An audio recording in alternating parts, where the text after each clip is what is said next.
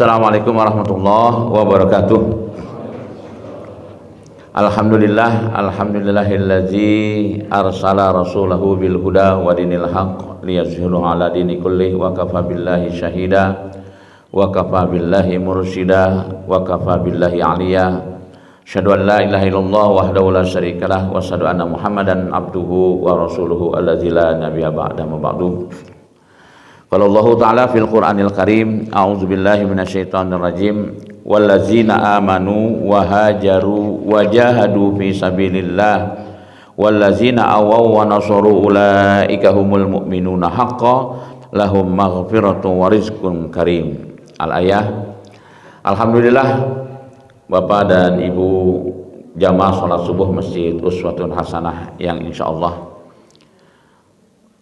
berusaha untuk menjadi yang terbaik merupakan satu keniscayaan untuk terus kita upayakan, karena Allah sudah menetapkan kepada kita dengan bahasa kuntum khair ummah, kalian itu adalah umat yang terbaik kata Allah. Untuk menjadi yang terbaik maka harus kita usahakan terus, karenanya menggunakan kata ikhtiar. Dengan segala keterbatasan yang kita miliki tentunya, tapi kita berusaha untuk menjadi yang terbaik. Salah satu landasan agar kita menjadi yang terbaik, Allah selalu mengingatkan kepada kita dengan bahasa ya ayyuhallazina amanu. Imam Said Qutb di dalam salah satu tafsirnya menginterpretasikan kalimat ya ayyuhallazina amanu itu sesuai dengan backgroundnya seorang sastra, sehingga kalimat ya ayyuhallazina amanu diartikan tidak lurus hanya hai orang-orang yang beriman, tapi kalimatnya dibuat dengan bahasa sastra kekasihku yang aku cintai karena iman yang melekat dalam jiwa ragamu. Semakin menyentuh kalimat itu, apalagi ketika kita sudah menyatakan bahwa kita adalah orang yang beriman.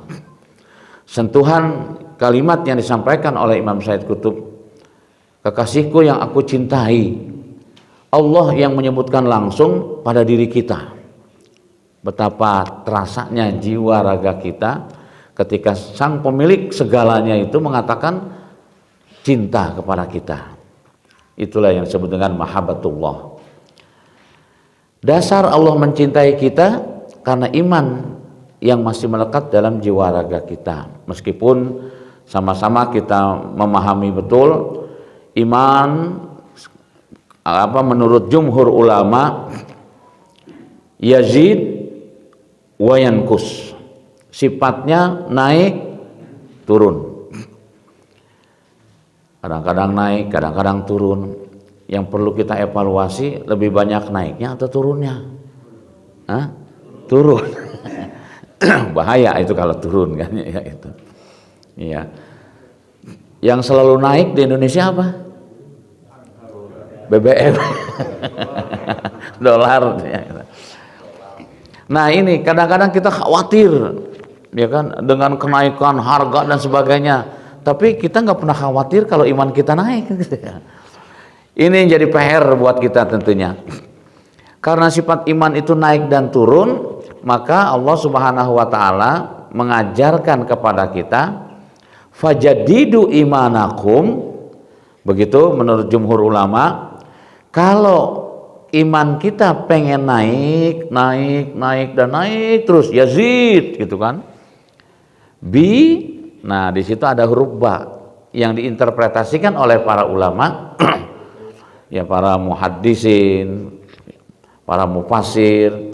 Huruf ba yang dimaksud di sini adalah sebuah gambaran iman itu harus terpancang terus dalam jiwa raga kita. Makanya bila ilaha illallah, maka pancangkanlah la ilaha illallah dalam jiwa raga kita. Ini nampaknya yang perlu harus terus kita latih keberadaan diri kita agar kita mampu untuk terus menghadirkan Allah di segala situasi dan kondisi. Persoalan yang banyak terjadi pada kebanyakan manusia, wabil khusus kepada umat Islam itu sendiri, seringkali Allah tidak hadir dalam jiwa raga seseorang itu. Seorang mahasiswa jurusannya teknik mesin, dia lulus dari Universitas Al-Azhar. Setelah lulus dia berpikir mau apa saya, tapi dia ingat dengan salah satu hadis Nabi. Ternyata Rasulullah menyebutkan pintu rezeki itu ada 10. 9 Allah berikan untuk pengusaha, itu 1 untuk pegawai. Ini lebih banyak pengusaha atau pegawai di dia tuh? Oh, pengangguran. Wah, lebih banyak lagi berarti ya. Allahu Akbar. Jadi Rasulullah memberikan sebuah gambaran bahwa Allah memberikan 10 pintu rezeki, 9 Allah berikan untuk pengusaha. Jadi pemuda itu langsung berpikir, kalau begini caranya, saya pengen usaha saja kan gitu. Saya pengen usaha saja. Mulailah terbayang olehnya, kalau begitu yang paling mudah saya ingin usaha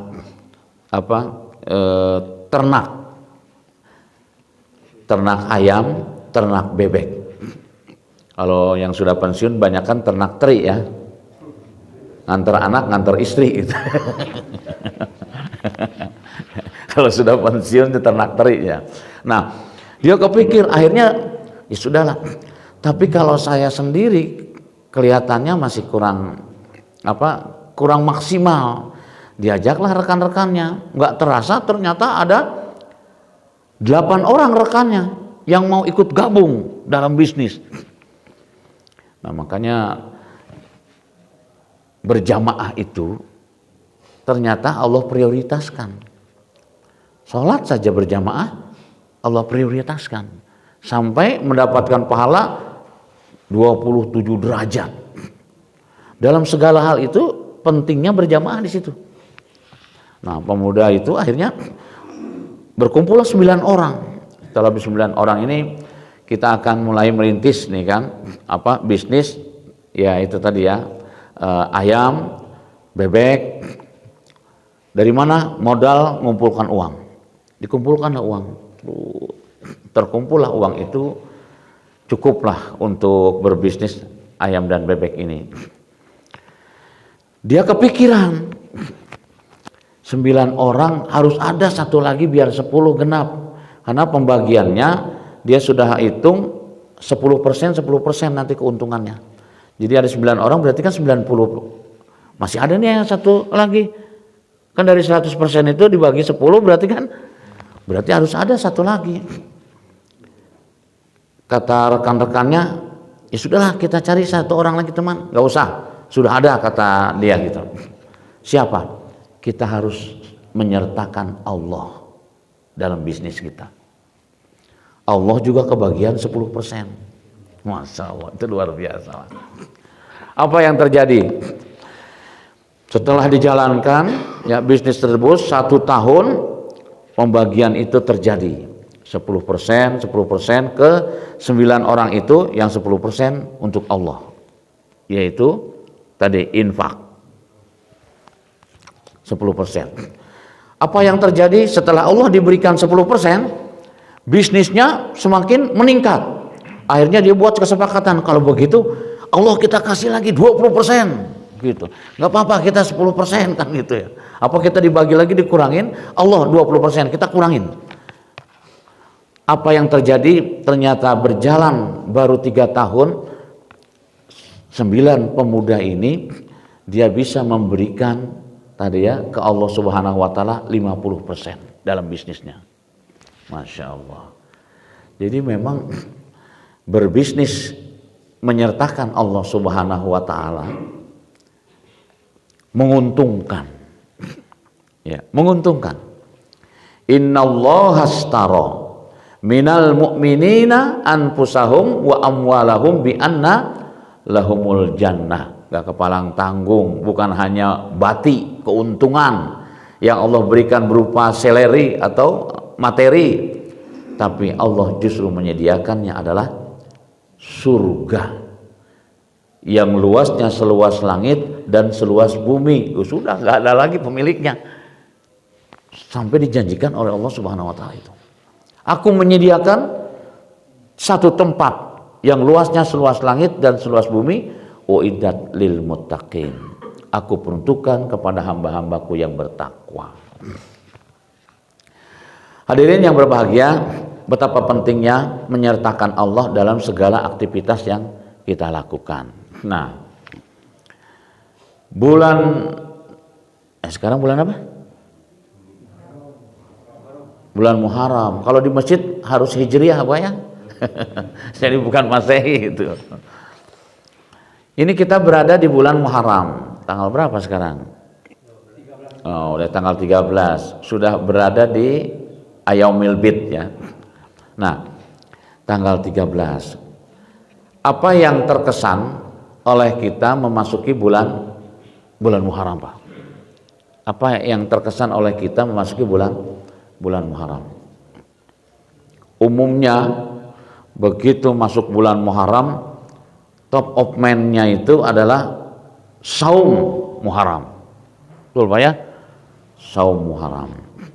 Ada yang melaksanakan 10 hari mulai tanggal 1 Muharram sampai 10 Muharram. Kemudian ada juga yang mengambil 10 Muharramnya saja. Waktu itu Rasulullah sempat ditanya oleh salah seorang sahabat itu, ya Rasul, orang Yahudi juga saum di bulan Muharram, apa tanggal 10 Muharram. Kata Rasulullah, oh begitu ya, sudahlah nanti tahun depan kita saum tanggal 9-nya, begitu kata Rasulullah.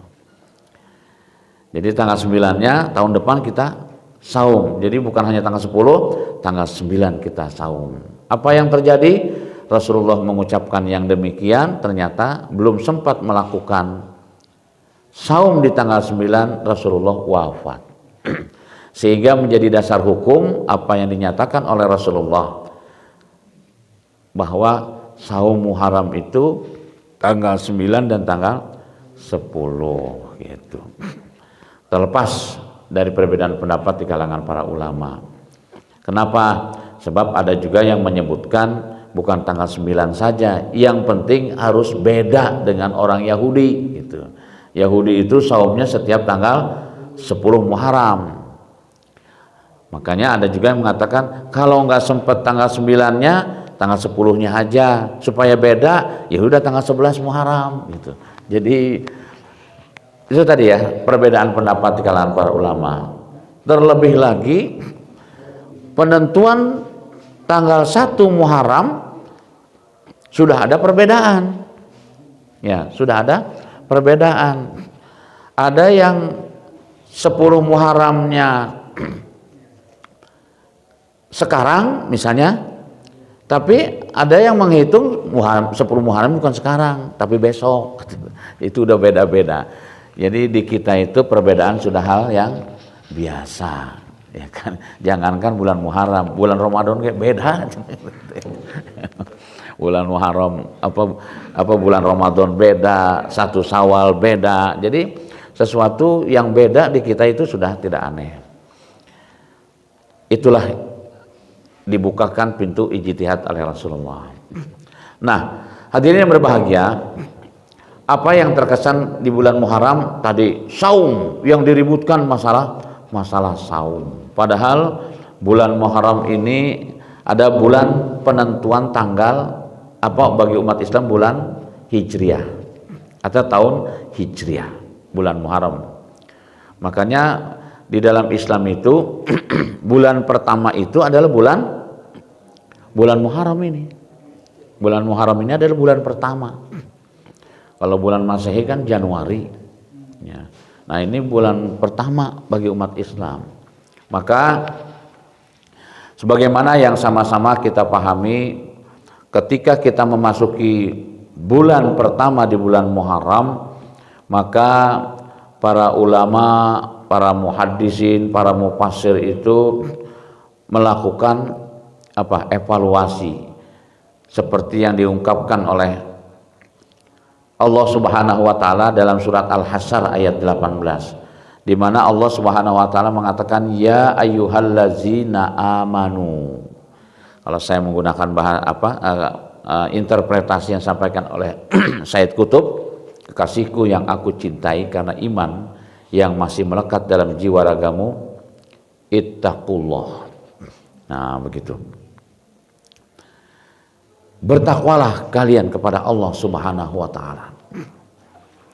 Wal tanzur nafsun ma qaddamat lighad.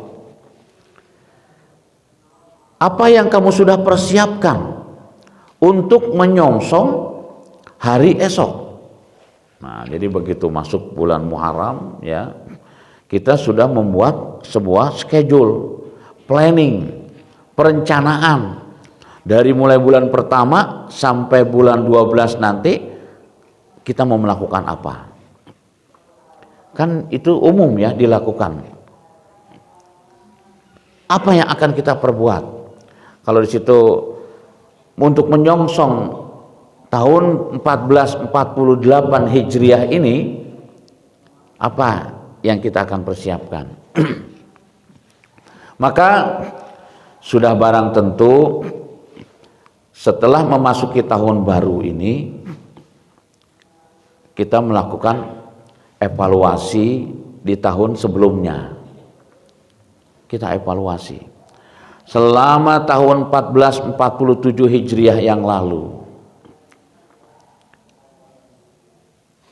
untung atau rugi, kan gitu ya. Kalau dalam bisnis kan begitu, karena pada hakikatnya kita ini, kata Allah Subhanahu wa taala, adalah pembisnis. Kita adalah pembisnis. Makanya kata Allah kan gimana tadi?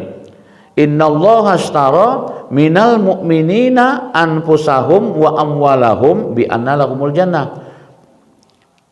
Sesungguhnya Allah akan membeli dari diri orang-orang yang beriman itu, kan gitu ya. Berarti secara tidak langsung Allah memposisikan diri kita ini sebagai pembisnis. Cuman yang luar biasa, bisnisnya kita ini pembelinya hanya Allah. Satu, Allah sebagai pembeli. Kalau kita bisnis di dunia ini, pembelinya itu dari A sampai Z. A enggak beli, mungkin si B enggak beli, mungkin si C. Kemungkinan itu panjang, banyak. Makanya enggak perlu khawatir. Justru kekhawatiran kita kalau kita berbisnis dengan Allah Subhanahu wa taala, sementara pembelinya hanya satu, Allah. Begitu Allah tidak beli dagangan kita, selesai sudah. Bangkrutlah sudah kita. Nah, apa yang kita jual? Yang kita jual adalah amwal wal anfus. Anfusahum wa amwalahum. Jiwa raga kita. Jadi siapa bilang menjual diri itu nggak boleh? Boleh menjual diri itu, tapi hanya kepada Allah. Yang nggak boleh itu haram hukumnya kita menjual diri kepada selain Allah. Itu haram hukumnya menjual diri kepada selain Allah. Ada yang menjual dirinya kepada kekuasaan, kan gitu. Seolah-olah kekuasaan adalah segalanya. Ada yang menjual dirinya kepada jabatan segalanya. Ada yang menjual dirinya kepada harta. Ada yang menjual dirinya kepada performan. Seolah-olah selain Allah itu adalah segala-galanya. Nah, ini yang banyak keliru. Makanya tidak heran keterpurukan negara kita ini karena begitu banyaknya orang-orang yang mengelola negeri ini tidak menjual diri kepada Allah Subhanahu wa taala, tapi dia menjual dirinya kepada yang disebutkan tadi, ya kan. Jabatan, kekuasaan, Masya Allah, itu luar biasa. Ya salah satunya itu ya kan kasus MBG kan, satu hari 1 triliun kan, luar biasa Pak. 1 triliun sehari. Nah, nanti sebentar lagi nih ada kasus baru lagi nih, meledak. Apa coba? Koperasi. Koperasi coba. Sudah ada yang menghitung itu koperasi. Berapa koperasi totalnya? 70 triliun. Nanti meledak sebentar lagi Pak. Luar biasa. Kenapa? Karena ya dikucurkan dana 1,6 miliar, ternyata disuruh ngebangun dikasihnya cuma 700. Betul Pak ya? Tuh kan benar, pelakunya ada. Dari sananya 1,6 dikasihkan ke suruh pelaksanaannya 700, berarti sisanya berapa? 1 miliar. 1 miliar kali berapa koperasi yang sudah dibuat? Rencananya sampai akhir Desember ini 30.000. Ini berapa Pak? Allah. Masya Allah, itu luar biasa. Ternyata Indonesia kaya raya Pak. Kaya raya. Meskipun sudah begitu ribuan triliun, uang lenyap nggak karu-karuan, tapi masih bisa bertahan Indonesia Pak. Luar biasa. Kekayaan Indonesia ini luar biasa. Nggak ada negara yang sekaya Indonesia ini, luar biasa.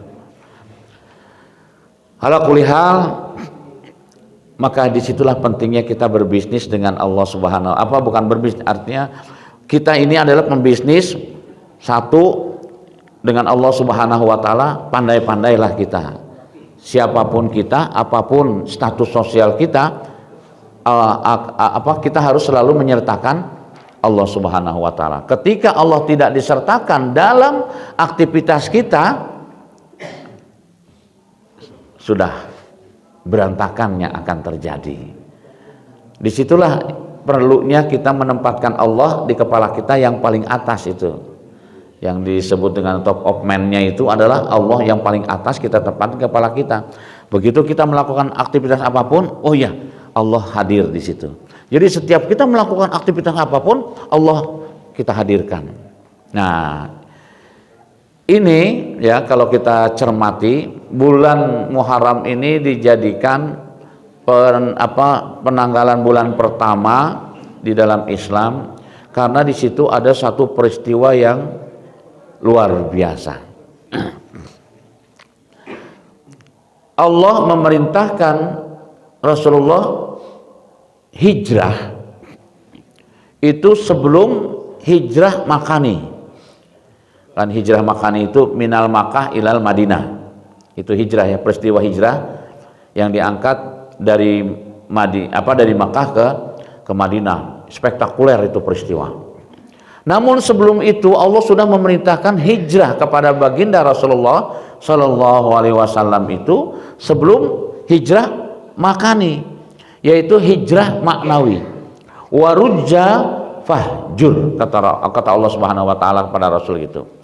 Warujja fahjur. Hijrahlah kalian. Jadi setiap hari kita harus melakukan hijrah yang disebut dengan hijrah maknawi. Makanya sekarang bermunculan ada pemuda hijrah, ada wanita hijrah, laki-laki hijrah. Oh, banyak sekali itu sekarang menggunakan kata hijrah. Apa yang dimaksud itu tadi? Warujja fahjur. Yang dimaksud hijrah maknawi di sini adalah kita setiap hari diperintahkan oleh Allah Subhanahu wa taala untuk terus berhijrah. Yang pertama adalah minaz zulumati ila nur. Dari sesuatu zulumat yang gelap menuju cahaya. Paling tidak enak ketika kita berjalan di kegelapan. Paling tidak enak. Kemudian rasa was-was akan terjadi pada diri kita ketika jalan di kegelapan. Maka ketika ada secercik cahaya saja, waduh, bahagianya bukan main kita, kan gitu ya. Bahagianya bukan main kita. Ada penerangan. Kekhawatiran itu semakin berkurang. Meskipun hanya secercah cahaya kecil, tapi kekhawatiran kita berkurang. Nah, hijrah yang diperintahkan oleh Allah Subhanahu wa taala ini adalah hijrah maknawi. Minazulumati ilan nur, atau kalau dahulu itu minal jahiliyah ila ma'rifah. Dari sesuatu yang tidak tahu menjadi tahu. Dari kegelapan menjadi terang. Itu kan sama maknanya. Dari tidak tahu menjadi tahu, kan gitu ya. Dari gelap menjadi terang, kan itu sama maknanya sebenarnya, kan itu. Akhirnya dikutiplah oleh R.A. Kartini, ya, menulis buku tentang habis gelap terbitlah terang, padahal itu ayat Al-Qur'an. Itu ayat Al-Qur'an 14 abad yang lalu Allah sudah menurunkan ayat itu. Tapi yang dimaksud seperti apa? Ya sebagaimana yang sama-sama kita pahami, setelah kita tadinya tidak tahu, sekarang menjadi tahu. Artinya aktivitas yang kita lakukan itu semakin jelas. Itu awal mulanya kita tidak mengetahui, setelah tahu jelas. Nah, dalam kondisi yang demikian, ternyata sebagaimana yang sama-sama kita pahami pula, musuhnya kebaikan adalah kejahatan. Jadi nggak bisa kita berpikir, "Dah saya mah orang baik, nggak mungkin ada yang jahat ke saya." Nggak gitu, Pak. Di mana-mana musuhnya kebaikan adalah ya orang jahat. Musuhnya orang baik ya orang jahat, gitu. Dan itu mah udah pasangan yang nggak bisa dipisahkan. Contohnya Rasulullah SAW kurang bagaimana baiknya, coba Pak.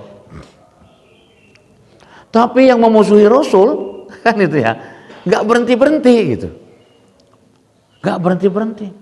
Sampai pamannya sendiri Abu Lahab berusaha bagaimana caranya membunuh keponakannya, kan gitu. Abu Lahab itu diundanglah, dipanggil ceritanya, "Muhammad, nanti ke rumah saya ya," gitu. Jadi sebelum mengundang Rasul, Abu Jahal itu bikin lubang, Pak, di dalam rumahnya. Harapannya begitu Rasulullah masuk langsung kecebur, diuruk, gitu Pak. Rencananya itu Abu Jahal, luar biasa itu Pak.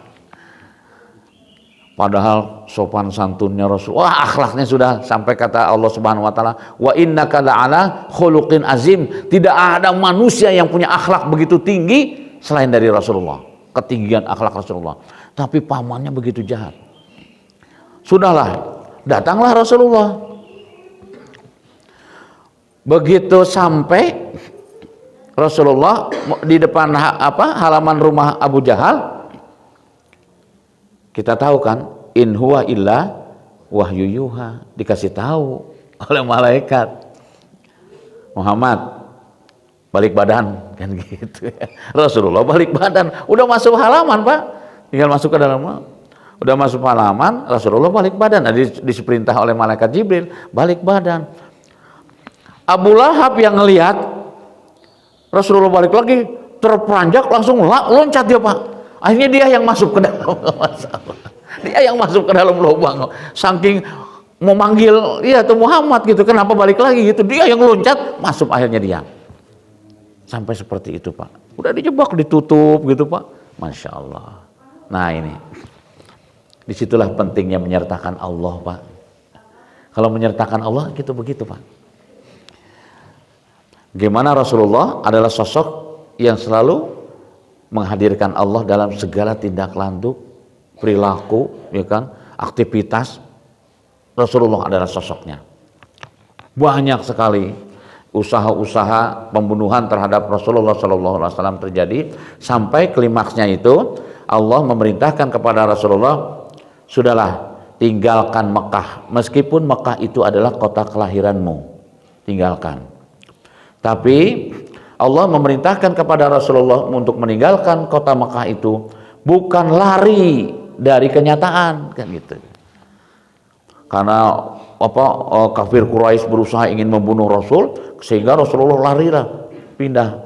Ternyata tidak. Allah memerintahkan kepada Rasulullah itu, kamu singgah dulu, hijrah dulu ke Madinah, barulah kamu atur itu strategi bagaimana supaya bisa kembali lagi ke Mekah, dan ke Mekah jadi futuh. Idza jaa nasrullahi wal fath. Nah, itu ayat. Ketika Rasulullah dapat perintah seperti itu, nah ini pemimpin namanya, Pak. Begitu Rasulullah dapat perintah dari Allah Subhanahu wa taala, kan umumnya begitu ada perintah, pergi wae langsung, nggak mikirkan siapa yang ada di lingkungannya, kan gitu ya. Setelah dapat perintah meninggalkan kota Mekah, maka Rasulullah merintahkan masyarakat, seluruh masyarakat diinformasikan segeralah berhijrah ke Madinah, karena situasinya tidak memungkinkan kita bertahan di sini dulu. Semua masyarakat diperintahkan untuk hijrah, satu persatu hijrah. Begitu, Pak. Setelah itu baru keluarga Rasulullah. Setelah itu baru sahabat. Nah, pada saat hijrah, bagaimana yang sama-sama kita tahu waktu yang ditentukan, ternyata semakin kuat usaha kafir Quraisy ingin memerangi Rasulullah, ingin membunuh Rasulullah, sampailah pada saat di mana pembunuhan itu akan dilakukan oleh kafir Quraisy pada malam itu juga. Tapi Rasulullah sudah mengatur strategi siapa saja yang harus dilibatkan dalam proses hijrah ini. Yang pertama kali diperintahkan untuk ikut terlibat dalam proses hijrah adalah disampaikan kepada Ali bin Abi Thalib, anak muda Kasep, kan gitu ya, yang ternyata menjadi mantunya Rasul, kan gitu, yang menikahi Fatimah, anaknya putri Rasulullah. Dipanggillah Ali, Ali, mau nggak kamu menggantikan tidur saya? Kenapa? Saya mau pergi ke Madinah, ditemani oleh Abu Bakar As-Siddiq. Kenapa kok Rasulullah nggak minta ditemani Ali bin Abi Thalib yang anak muda masih gagah, kan gitu, kok Abu Bakar yang diminta untuk menemaninya? Justru Ali bin Abi Thalib yang disuruh tidur di kamar Rasulullah, kan gitu ya. Kenapa nggak Abu Bakarnya udah tua, kan? Andai kata mati juga udah tua, kan gitu ya. Ternyata nggak gitu cara berpikirnya. Masya Allah, itu luar biasa. Ali bin Abi Thalib, apa yang ada di benak baginda Rasulullah SAW pada waktu itu? Ternyata Rasulullah ingin menguji imannya Ali bin Abi Thalib. Benar nggak Allah sudah bersemayam dalam jiwa raganya sehingga tidak ada rasa takut pada waktu itu, kan begitu. Persis seperti satu proses yang dialami oleh Ismail ketika ingin disembelih, kan gitu. Ismail kan nggak mengatakan kenapa nggak bapak aja yang disembelih, dah saya masih muda, kan gitu, nggak gitu kan. Masya Allah, itu luar biasa. Ternyata ujian itu terjadi pada Ali bin Abi Thalib. Ketika Rasulullah menyampaikan hal yang demikian, tidak bertanya kenapa nggak Abu Bakar, kenapa nggak yang lainnya, tapi Ali bin Abi Thalib mengatakan ketika Rasulullah minta, bagaimana kamu tidur di kamar aku, sami'na wa ta'na. Apapun yang kau perintahkan, aku siap untuk melaksanakan. Tidurlah di kamar Rasulullah. Kita tahu resikonya adalah mati. Bukan nggak tahu, Ali bin Abi Thalib mati. Tapi karena Ali menyertakan Allah Subhanahu wa taala, maka Allah lindungi. Allah lindungi. Begitu Rasulullah keluar, macam-macam ini informasinya. Ada yang mengatakan kafir Quraisy kemudian dilemparin debu oleh Rasulullah sehingga matanya tertutup. Ada yang mengatakan kafir Quraisy yang menjaga-jaga di sekeliling rumah Rasulullah itu dia tertidur dengan lelap sambil berdiri, tidur sambil berdiri gitu, Pak.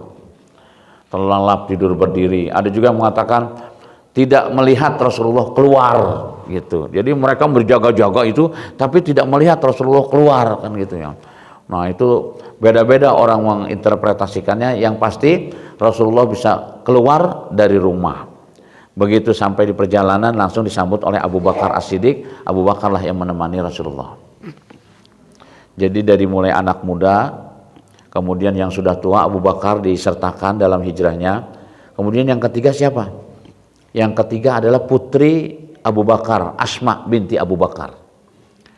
Asma binti Abu Bakar diikut sertakan dalam proses hijrahnya Rasulullah itu. Padahal kita tahu Asma pada waktu itu sedang hamil. Tapi diikut sertakan dalam rangka apa?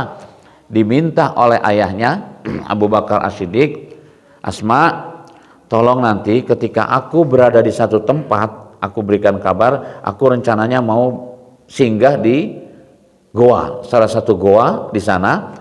Tolong selama aku di sana bawakan makanan ke sana. Bayangkan Pak, kondisinya hamil.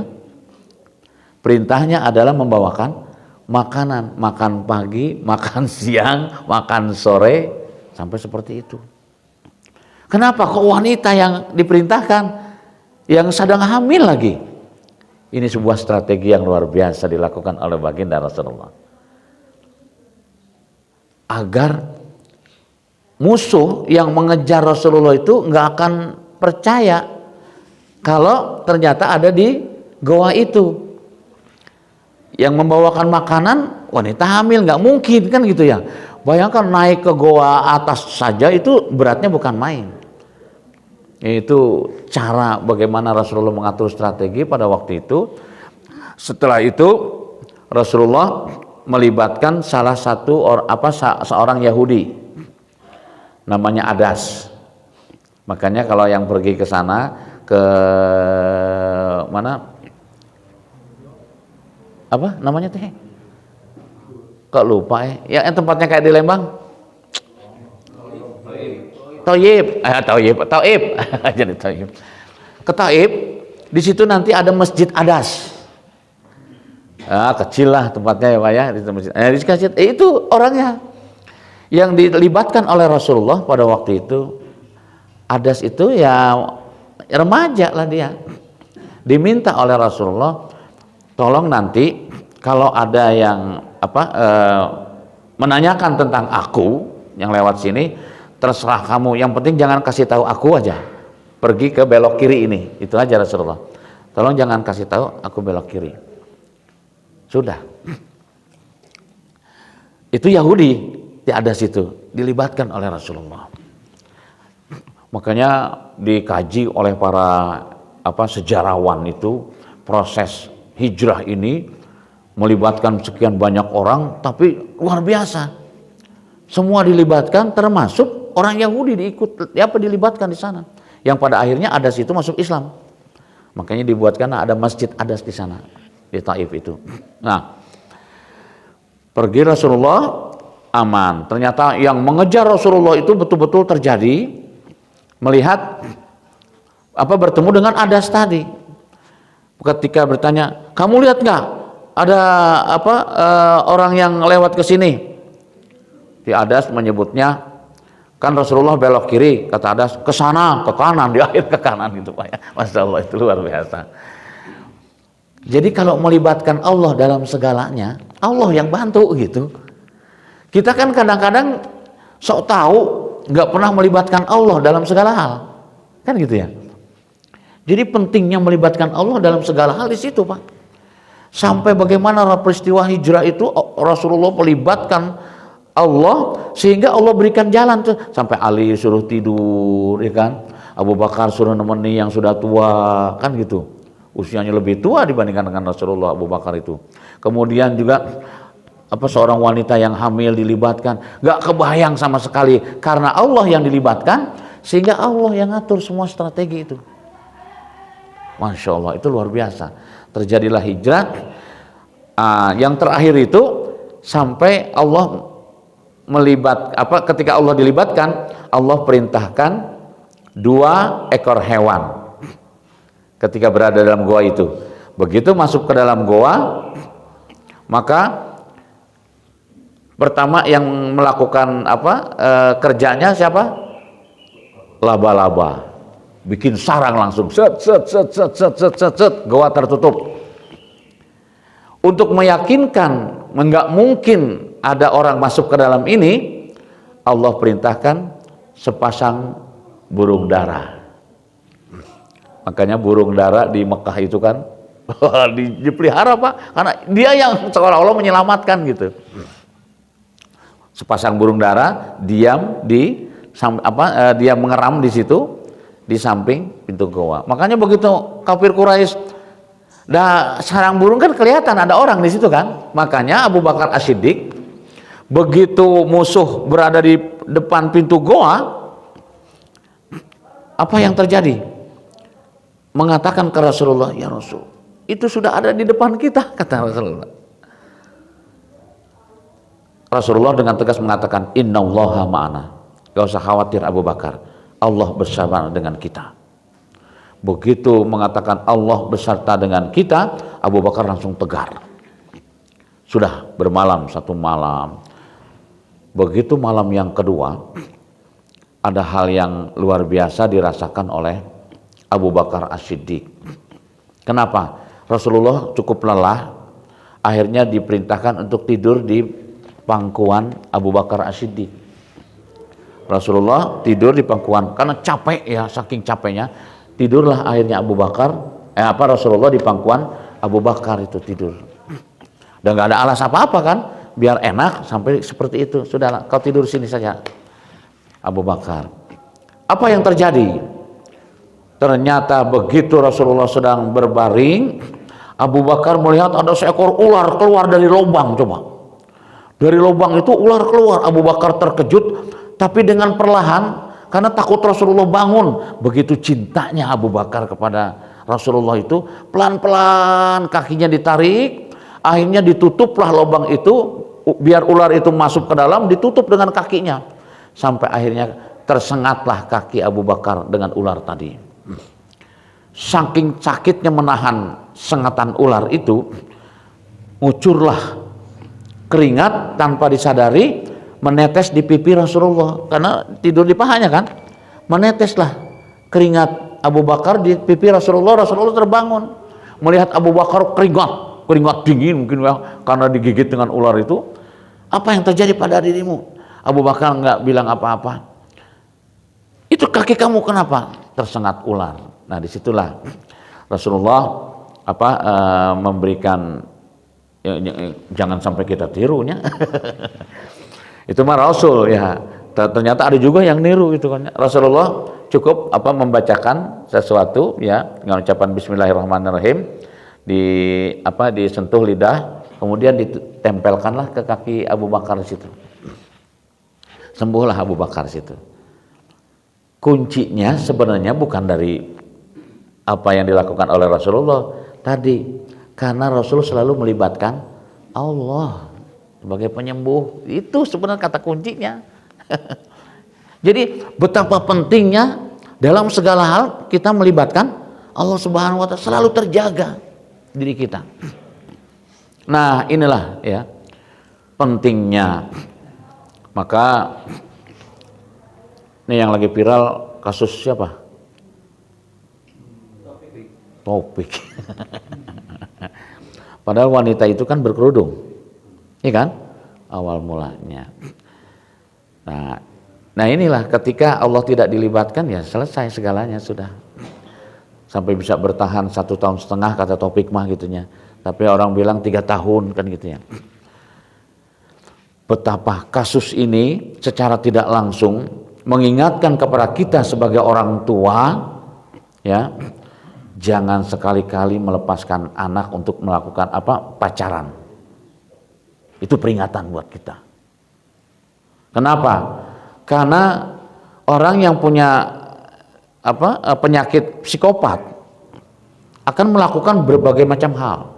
Karena yang ngadu ke saya itu sudah ada 2 orang. Sampai dia harus pisah dengan suaminya.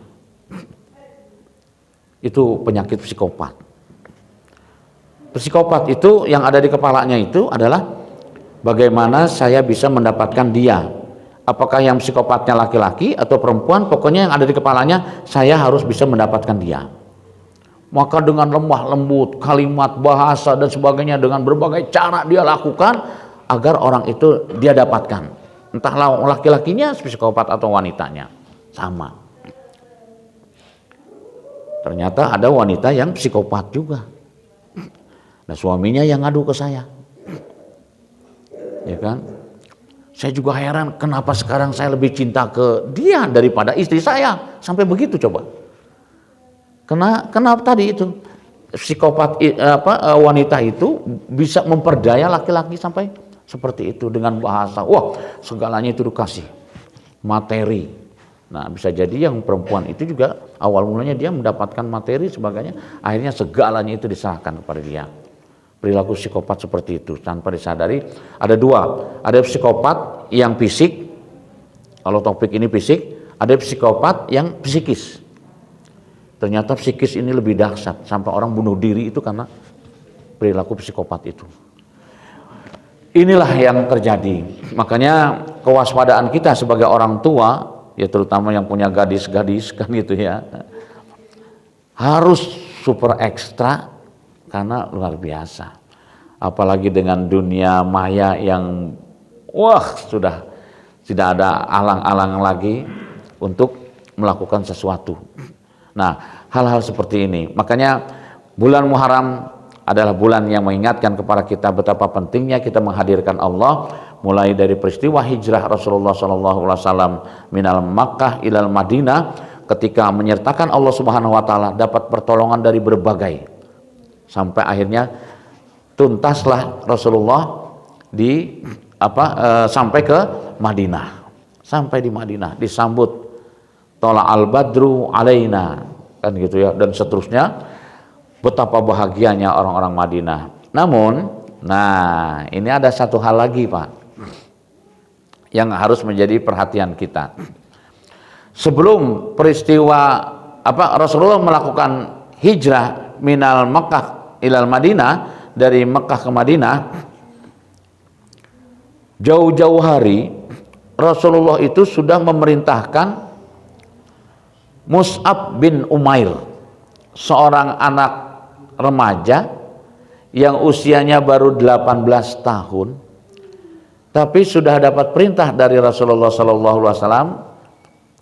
Waktu itu kok bukannya Abu Bakar, bukannya Umar ya, yang sudah kalau dipikir dewasa, tapi kok remaja ya yang diperintahkan oleh Rasulullah. Mus'ab bin Umair, tugasnya cuma satu. Mus'ab bin Umair waktu itu sebelum hijrah, Mus'ab, saya perintahkan kamu untuk pergi ke Madinah. Mus'ab nggak minta, saya dengan siapa Rasul? Enggak. Pokoknya setiap perintah Rasulullah siap untuk dilaksanakan. Berangkat sendiri Mus'ab ke Madinah. Apa tugas yang saya harus lakukan di sana ya Rasulullah? Kamu tanyakan ke masyarakat Madinah, sudah pada mengenal Islam atau belum? Hanya itu aja tugasnya. Masya Allah. Ini yang dijadikan oleh marketing kan itu ya. Tugasnya itu mengenalkan Islam. Berangkatlah Mus'ab. Selesai 1 bulan kembali ke Mekah, disampaikan ke Rasulullah, ya Rasulullah, tidak ada satu rumah pun yang terlewat kecuali saya sudah tanyakan tentang Islam. Bagaimana? Banyak yang belum tahu tentang Islam itu. Sudah, sekarang kamu berangkat lagi ke sana. Coba kamu tanyakan ke semua rumah yang kamu sudah datangi itu. Datang lagi Mus'ab bin Umair menanyakan, apakah sudah mengenal Islam? Sudah, ternyata begitu cepat sudah mengenal Islam. Nah, barulah pengenalan kepada Rasulullah SAW. Bulan berikutnya datang lagi ke sana, sudah mengenal Islam, sudah tahu belum Rasulullah SAW itu sebagai utusan Allah. Dikenalkan semua masyarakat Madinah. Ini adalah suatu proses panjang memang peristiwa hijrah itu. Sehingga dijadikan momentum untuk penanggalan Islam, karena memang prosesnya luar biasa, itu proses panjang melibatkan banyak ya stakeholder. Makanya pada saat Rasulullah sudah wafat, ya berkumpullah Abu Bakar, Umar, ya kan, Utsman, Ali pada waktu itu, semua sahabat-sahabat yang lain berkumpul bahwa kita harus punya penanggalan kita sendiri. Kemudian usulnya masing-masing, ada yang mengusulkan gimana kalau penanggalan hijriah itu diawali dengan kelahiran Nabi, kan gitu ya. Ada juga gimana kalau penanggalan Islam itu diawali dengan wafatnya Nabi. Bagaimana kalau penanggalan, banyak macam-macam masukan. Umar bin Khattab berpikir kelihatannya ada momentum yang bagus, kan gitu ya. Ada momentum yang bagus. Apa yang momentum yang bagus? Ternyata peristiwa hijrah itulah yang dijadikan momentum untuk penanggalan Islam. Kenapa? Karena tadi prosesnya melibatkan banyak stakeholder. Maka oleh karenanya, hadirin yang berbahagia, apa yang tadi ya terkesan oleh kita memasuki bulan Muharram, sebab setiap bulan itu punya momentum. Setiap bulan punya momentum, seperti kemarin bulan Zulhijjah, bulan ke-12 itu ada momentum, kan? Apa momentum yang berharga di situ? Momentum yang paling berharga adalah melaksanakan perintah Allah secara total. Kan momentumnya melaksanakan perintah Allah secara total. Sampai harus menyembelih anak pun dilaksanakan. Tapi kenyataannya Allah tidak mungkin ridho ketika seseorang ayah menyembelih anaknya sendiri, maka digantilah dengan gibas, kan kemarin. Nah, bulan Muharram ini momentumnya ini adalah apa?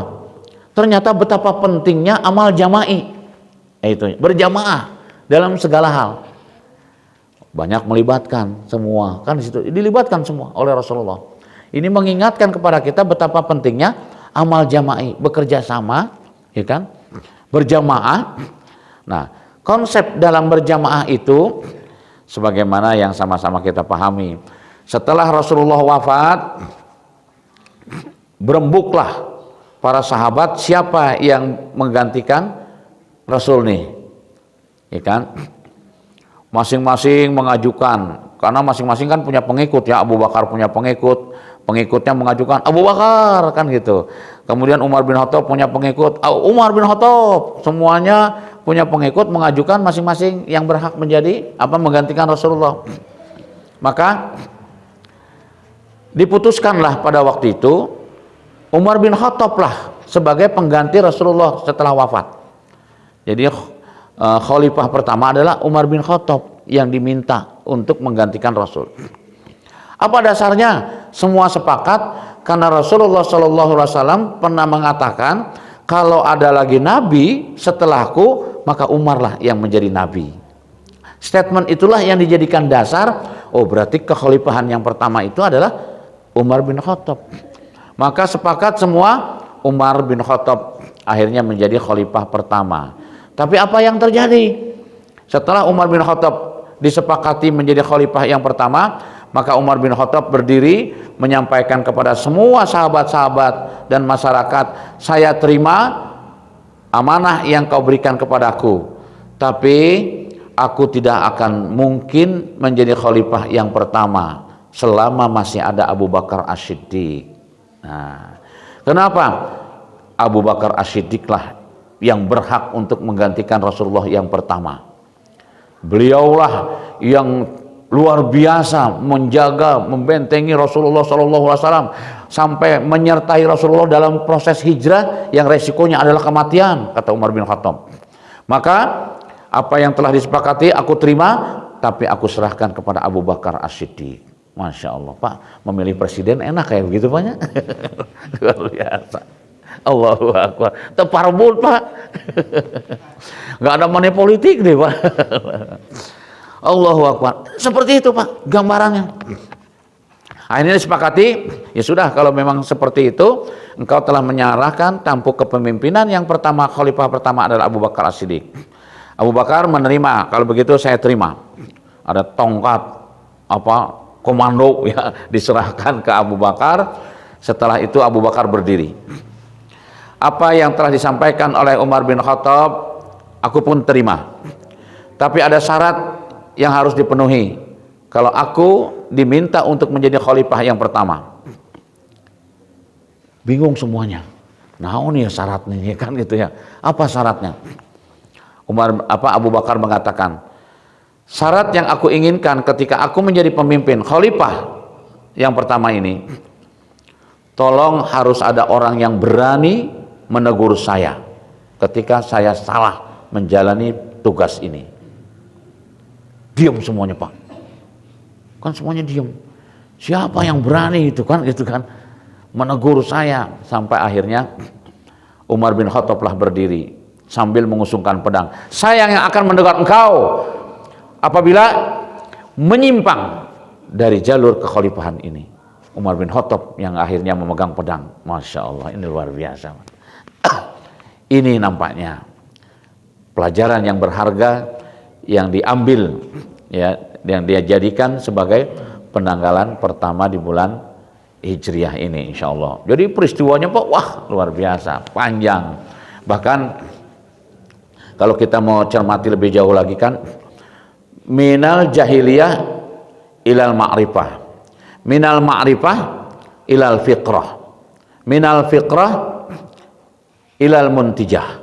Jadi sebuah proses panjang bagaimana dari peristiwa hijrah itu akhirnya tercerahkan semua masyarakat, bukan hanya masyarakat Madinah, ternyata masyarakat Mekah.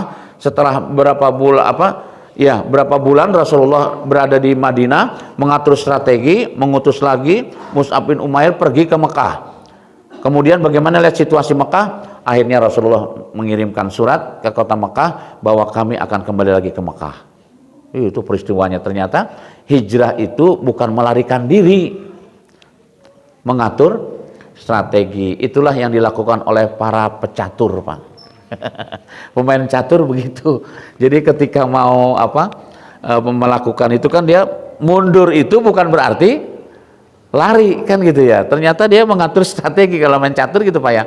Ini ada pecatur di sini nggak? Nggak ada ya. Iya, jadi mundur itu kan. Udah jam berapa nih?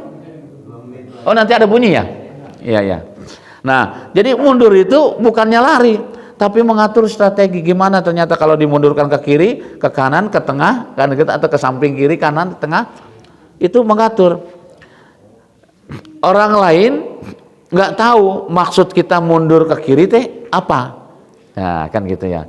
Makanya disitulah strategi diatur, ya kan, oleh Rasulullah SAW dalam banyak hal.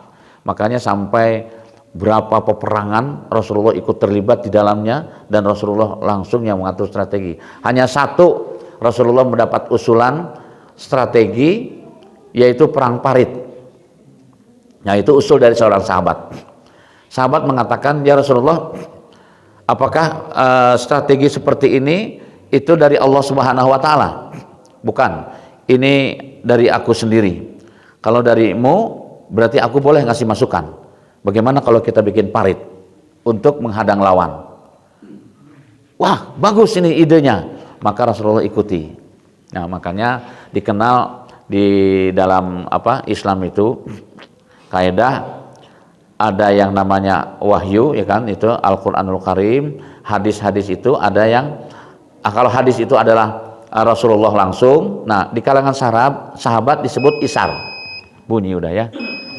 Jadi sahabat isar. Nah, makanya di situ sampai sahabat itu bertanya dulu ke Rasulullah itu, apakah ini ketetapan Allah?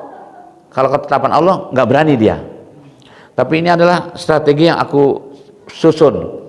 Boleh nggak aku kasih masukan? Nah, dikasih masukan membuat parit sampai muncullah isar di kalangan para sahabat. Maka sahabat juga banyak melakukan isar, artinya ada perilaku atau strategi yang dilakukan oleh para sahabat sehingga itu jadi ketetapan hukum di dalam ilmu fikih seperti itu, insyaallah.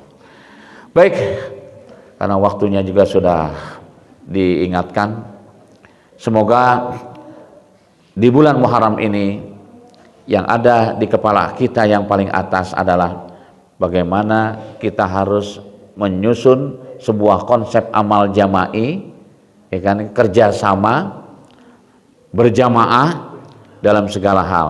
Karena satu hal, kondisi yang memprihatinkan ketika umat Islam bercerai-berai, dihabiskan oleh musuh-musuh Islam. Nah, disitulah pentingnya kita melakukan amal jama'i atau kerjasama. Aku qouli hadza wa astaghfirullahaladzim li wa lakum. Assalamualaikum warahmatullahi wabarakatuh.